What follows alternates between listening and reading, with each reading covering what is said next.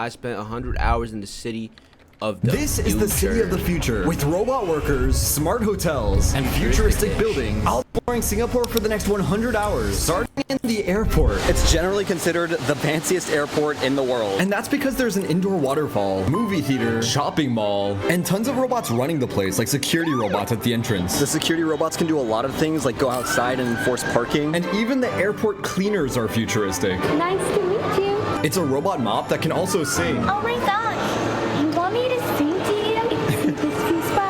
Here, robots can bring you drinks like bottles of water, and there's still more. Hello.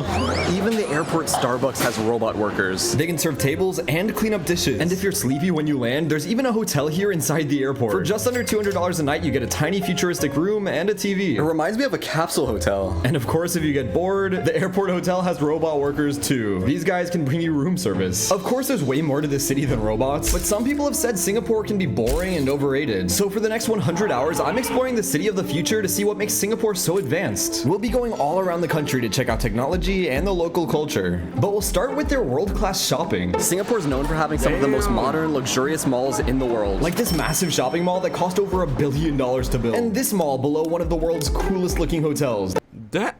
Yo, Jack, how much do you think it costs to stay in one of these, bro? 14K a night? That cost over $5 billion to construct. Inside, there's an indoor river where you can ride a boat to go shopping. Here, there are literally vending machines that drive around the halls you can buy stuff from. A vending machine that sells gold, and a vending machine selling Prime and Mr. Beast Feastables. For an insane amount of money. Chocolate bars are 15, and Prime Chad, I low-key want to try lunchies, bro. costs 30. And outside is even crazier. There are some stores that have an I want a entire Mr. Beast island. collab. Like an Apple Store island. Why does it need an island? Next to the mall, you can find these crazy tree structures. I feel like I'm on another planet. It's called Gardens by the Bay, a massive green park that cost over $700 million to build. And you can take an elevator up there to see the best view of the city. Or go inside the world's largest indoor garden. It's literally an entire forest under one roof. It's breathtaking. There are over 100,000 plants in here. Last time I was here, there was an event for the movie Avatar, and they had this massive, hyper-realistic dragon robot. I couldn't believe it was real. Hell no. Singapore loves to build green scrapers, skyscrapers that are covered in nature. And of course I'm staying in one. This is my next hotel. way. There are even robot lawnmowers out front. This city is wild. So here's my room with a perfect view of the floating gardens. It's like they built a jungle on the side of the hotel. And down here, there's a peaceful pool area. And if you look up, I mean, the view doesn't even seem real. The next night, I stayed in another green scraper. It literally looks like a space station. For over Holy $200 moly. a night, you get a nice room with an insane view. It's a long way down there. In Singapore, there's a law. When Wait, you how much? construct a new building night, you get a nice room with stayed in another green scraper. It literally looks like a space station. For over $200 a night, you get a nice room with an insane view. It's a long way down there. In Singapore, there's a law. When you construct a new building, you need to replace all the trees and nature you take away. That's why you get Chad, these do you guys know how much hotels are in California, bro? Like 600 a night, bro. Like if you want a good hotel, this is like, that's bad, bro. amazing rooftop This is good. gardens. Like, what is my background right now? But there's still more downstairs. In half of the hotels in California, you look out the window and you see nothing but just homeless people, bro.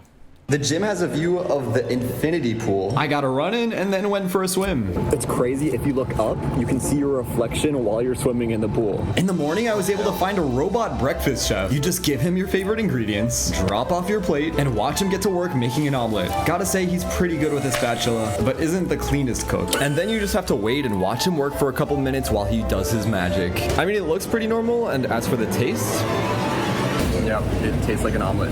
sadly, I can't always eat with a robot chef, but thanks to Factor, I can still eat extremely well every day. Factors for humans, dude. Got me.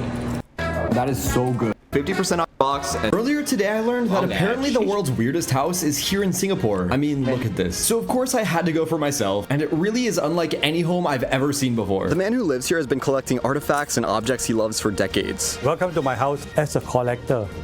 When you see something, if you don't buy it, whole night you cannot sleep. He's got monkeys, a life-size polar bear, Simon from the Chipmunks. And so much more. that's fire. And so he doesn't mind respectful visitors.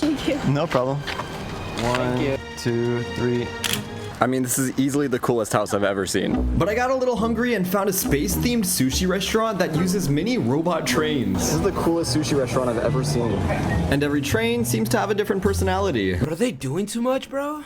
Once you order, just wait until one parks They're at your low-key table doing too much, and bro. Your food has arrived. Like there's limits to this. It's honestly so fun to just sit and watch the robots do their job. Even though there weren't human waiters here to talk to, it's still a really cool concept. But it's time to move on because our next hotel tackles an interesting problem. What happens to buses when they're no longer good to be used as buses? Well, they come here to become hotel rooms you can stay in for over $200 a night. It's literally a neighborhood of buses. And this will be my room for the night. Let's see what you get inside. Oh, this is awesome. There's a lot of space. Here's the living room. Okay, maybe it's not that big of a living room, but you still get a couch. It's comfortable. Of course, there's a small bathroom. TV. It's got YouTube. No way. And being a bus, of course Sleeping you in can a sit in the bus. driver's seat. Oh yeah. The sushi. Let's move this thing. What bro, else? Imagine you walk into a restaurant and there's no people, just robots. That would be so sad, bro. So freaking sad.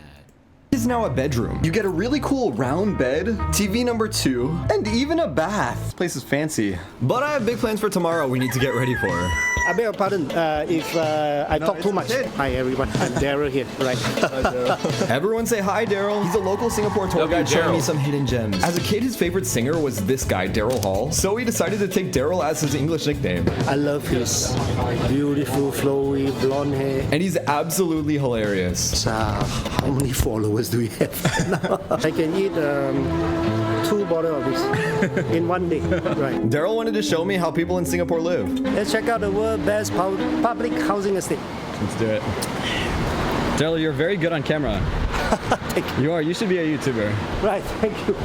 I should learn from you.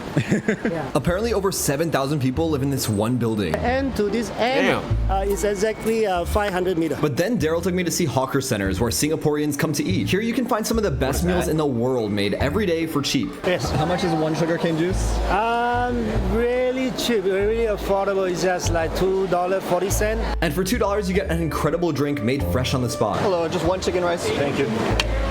So this is what I got for $4. It's a pretty good amount of food. So good. This city even has laws when it comes to cleaning up after yourself. If you forget to clean up after you eat, you literally could get a fine. For some reason, there's even a dinosaur-themed hawker center. It's incredible. With an indoor forest and dino table. Here I found a Hawker Chan. It's the world's cheapest Michelin star meal. Hawk Tua Chan.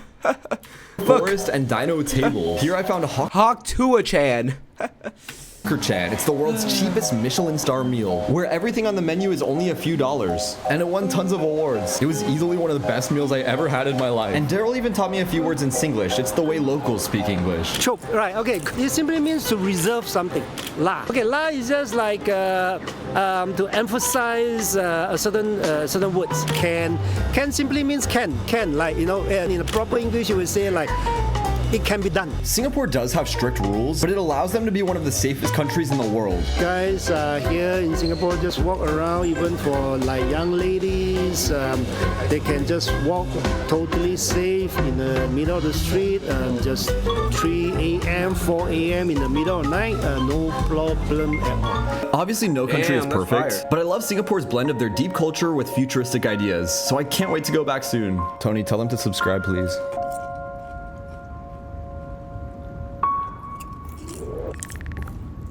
Damn, that was a W vid. No cap.